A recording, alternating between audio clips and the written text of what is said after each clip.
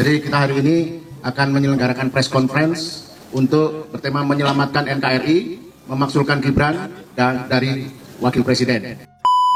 Hari ini Jokowi menjamak sebagai rezim otoriter. Dia bukan anak tukang kayu, tapi dia anak tukang teku. Bagaimana? Hei Kadrun, lo itu demonya niatnya mau bubarin DPR atau mau nyerang Gibran atau mau nyerang Jokowi? Kok lo bilang katanya Gibran itu anak tukang tipu, anak tukang kayu? Niatnya demo mau bubarin DPR atau nyerang Jokowi? Blow on kau Kadrun.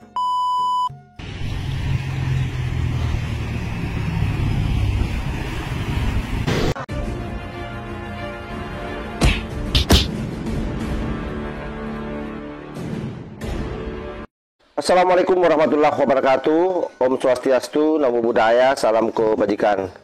Kembali lagi bersama 9.0 TV dari Buta Panditaluti Kabupaten Bulukumba.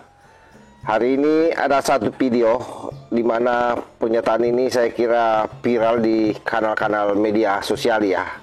Faisal Assegaf, salah seorang keturunan dari imigran Yaman, itu membuat gaduh publik sahabat. Yang menuding bahwa demo yang terjadi hari ini yang berujung ricu ini adalah merupakan efek daripada pemerintahan Pak Jokowi 2 periode. Tentu pernyataan ini bukan saja sesaat, juga dipenuhi logika bolong yang lahir dari kebencian. Mari kita bongkar secara bersama agar jelas mana fakta dan mana ilusi politik. Sebelum kita putar videonya, perlu kita ingat ya bahwa Jokowi sudah menuntaskan 2 periode kepemimpinan pada 20 Oktober tahun 2024. Dan saat ini Indonesia dipimpin oleh Presiden Prabowo Subianto. Jadi mari kita dengar dulu bagaimana Faisal Assegaf ini membangun narasi yang penuh dengan kontradiksi.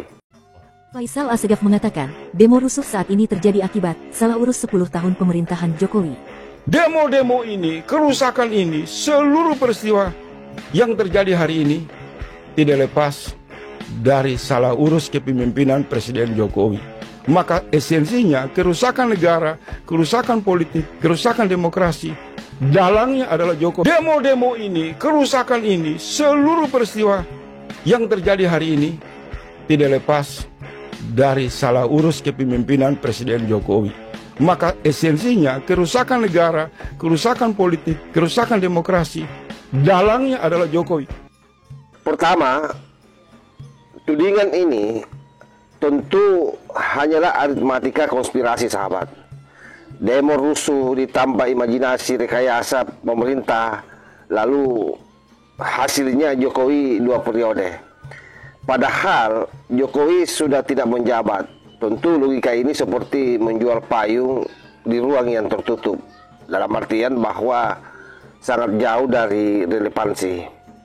Yang kedua, ini adalah merupakan retorika arsonis, menyulut kebencian tanpa bukti, membakar kepercayaan masyarakat, lalu kabur dari tanggung jawab. Karena jurus-jurus Faisal Assegaf itu seperti itu. Bayangkan saja misalnya hari ini rumah Sahroni sudah digeruduk oleh massa, Uya-Kuya juga, lalu Eko Patrio. Ya, giringannya jangan-jangan Faisal Assegaf ini berharap agar rumah Pak Jokowi juga digeruduk. Ini bahayanya narasi-narasi sesat seperti ini. Nah, kalau isu ini terus diulang-ulang, maka ini memang akan sangat berbahaya untuk bangsa kita. Sekaligus sebenarnya melemahkan posisi kepemimpinan Presiden Prabowo. Kenapa saya mengatakan demikian? Karena seolah-olah pengaruh Prabowo sebagai presiden yang sudah kurang lebih 1 tahun hampir tidak ada di negeri ini. Oleh karena itu saya kira apa yang disampaikan oleh Faisal Assegaf ini narasi yang betul-betul menggembosi rakyat agar rakyat mengamuk terhadap Pak Jokowi, yang ujung-ujungnya sebenarnya adalah bagaimana dia mendorong agar terjadi pemaksulan terhadap Gibran. Karena Faisal Assegaf ini juga paling lantang mengatakan bahwa Gibran itu adalah produk daripada konstitusi yang bermasalah. Ketika dia lahir menjadi calon wakil presiden, dia lupa bahwa capres dan cawapres itu satu paket yang tidak bisa dipisahkan. Kalau toh memang waktu itu Gibran dianggap melanggar konstitusi, lalu kenapa Prabowo mau menerimanya? Nah, ini sesuatu yang memang di luar nalar orang yang sehat ya. Kecuali orang gila yang selalu berpikir mau membuntur-bunturkan para tokoh. Dan itulah mereka para kucluk yang memiliki agenda di negara ini yang sampai hari ini tidak kesampaian. Apalagi waktu zaman Pak Jokowi kita tahu memang bahwa mereka semua ini kan dilibas. Berkali-kali dia kepung istana tapi tidak ngaruh sama sekali terhadap Jokowi. Bahkan terakhir ormas yang dia sangat puja-puja yaitu FPI dan HTI itu dibubarkan sahabat. Jadi mereka semua ini menutup mata dari prestasi Pak Jokowi selama menjadi presiden. Bayangkan saja selama 2 periode Pak Jokowi itu luar biasa suksesannya. Bisa dilihat bagaimana transportasi modern, kereta api cepat, LRT Jabodetabek dan MRT Jakarta semua lahir di era Jokowi, Pak. Belum lagi tol yang tembus sampai 2.893 km. Lebih dari 70% dibangun di masanya. Ekonomi stabil, tumbuh sekitar 5%. Bahkan setelah dihantam pandemi pun tetap ekonomi kita stabil. Kemiskinan bahkan turun sahabat ya. Ketika Pak Jokowi menjadi presiden, itu turun ke angka 8,57%. Pada 2024, level terendah pasca pandemi. Itu hal yang sangat dahsyat menurut saya. Belum lagi elektrifikasi hampir 100%. Rakyat dari kota sampai pelosok kini merasakan listrik. Dana desa yang begitu besar sekitar 610 triliun. Sehingga hari ini wajah desa-desa itu berubah. Irigasi, posyandu, hingga usaha-usaha kecil lewat BUMDes. Itu semua di era Pak Jokowi sahabat. Sehingga kita tidak bisa menutup mata sebenarnya. Belum lagi kalau kita bicara bagaimana Pak Jokowi dengan sukses melakukan hilirisasi.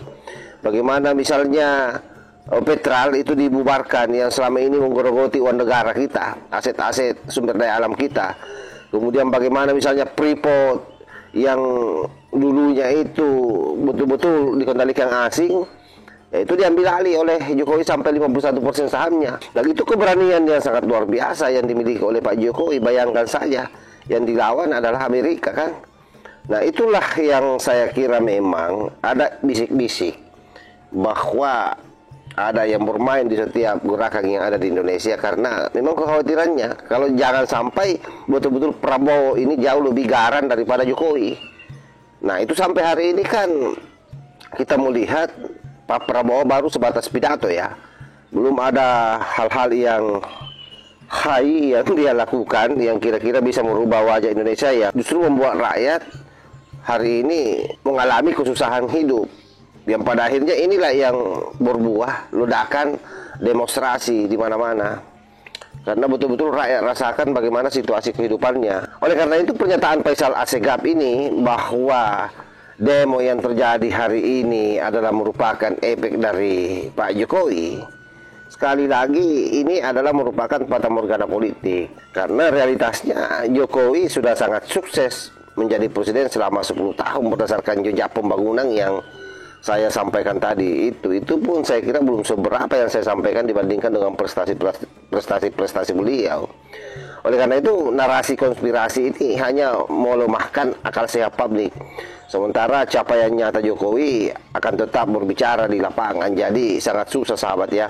Terutama saya kira orang-orang Indonesia Timur rasakan betul bagaimana harga-harga itu sama dengan harga yang ada di Pulau Jawa. Dan itu dirasakan oleh orang-orang seperti di Papua, NTB.